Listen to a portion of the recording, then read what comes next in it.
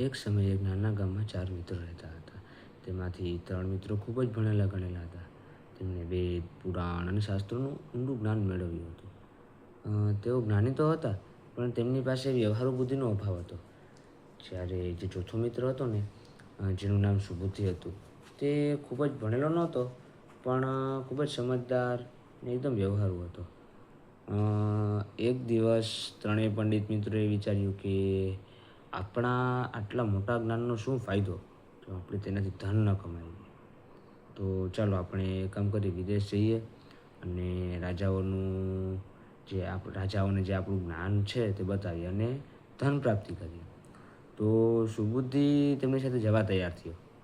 રસ્તામાં ત્રણેય પંડિતો સુબુદ્ધિની મજાક ઉડાવતા કહ્યું, તું તો અભણ છે, તને રાજાઓ શું આપશે?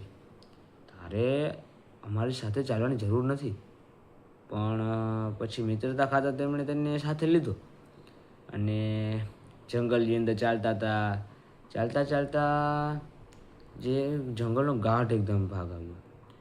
ત્યાં તેમણે જમીન પર એટલે એમને કોઈ પડેલી પ્રાણીના હાડકાં જોયા.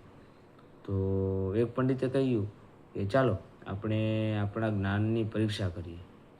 હું મારા જ્ઞાનથી આ હાડકાને વ્યવસ્થિત ગોઠવીને પિંજર બનાવી શકું છું. એણે મંત્રો ભણીને હાડકાં જોડી દીધા. પછી બીજા પંડિતે કહ્યું, હું આ પિંજર પર માંસ ને ચામડીને લોહી ચડાવી શકું છું. તેમણે મંત્રો બોલ્યા અને જે પિંજર હતું એકદમ મરેલા સિંહનું સ્વરૂપ આપી દીધું એમને. હવે માત્ર એક નિષ્પ્રાણ સિંહનું શરીર હતું એમની અંદર.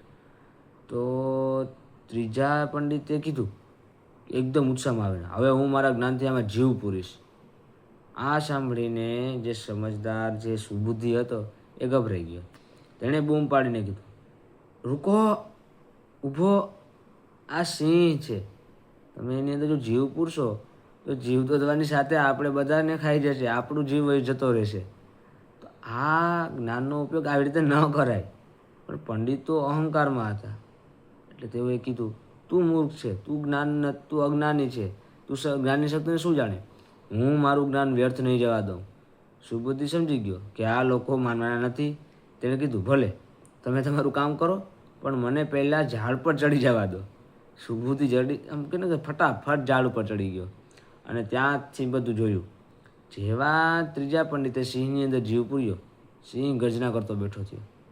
હવે ભૂખ્યો સિંહ હવે થાય એટલે સામે ઉપર ત્રણેય પંડિતો પર એને હુમલો કર્યો. એટલે ક્ષણભર લીધો તેમને ત્રણેયને મારી નાખ્યા. સુબુદ્ધિ ઝાડ પર બેઠો આ કરુણ દ્રશ્ય જોતો હતો. સિંહ ત્યાંથી ચાલ્યો ગયો ત્યારે સુબુદ્ધિ ઝાડ પરથી નીચે ઉતરીને હૈયે પોતાના ગામ રડતા ગામ ગયો. હવે આ વાર્તા પરથી આપણે ખરેખર શીખ શું મળે કે આ ત્રણેય જે છે એમાંથી કે આપણું જ્ઞાન છે તો કે એકદમ માહિતી એ જ્ઞાન નથી, કે પુસ્તકો વાંચી લેવા કે ડિગ્રી મેળવી લેવી એ પૂરતું નથી, કે સારા મંત્રો આવડી જાય એ પૂરતું નથી.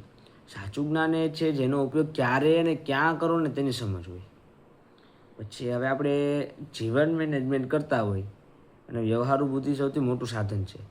જો આપણી પાસે એવી બુદ્ધિ કે આપણું જ્ઞાન જે આપણો વિનાશને ન નોતરી શકે અને આપણે સાર્થકતા આપણું જે જ્ઞાન છે તે બીજાનો કે પોતાનો જીવ ન બચાવી શકે, કે આ રીતે પરિસ્થિતિમાંથી બહાર ન કાઢી શકે, તો તે નિરર્થક છે.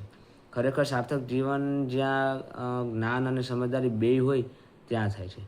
તો આ રીતનું એક સમજદારી કે અમારા જે આઈકેએસના મણકા આવે તે મુજબના પણ અમે ગુણો આ રીતના છે તે વિકસાવી શકીએ છીએ અને આ મુજબનું બધું છે.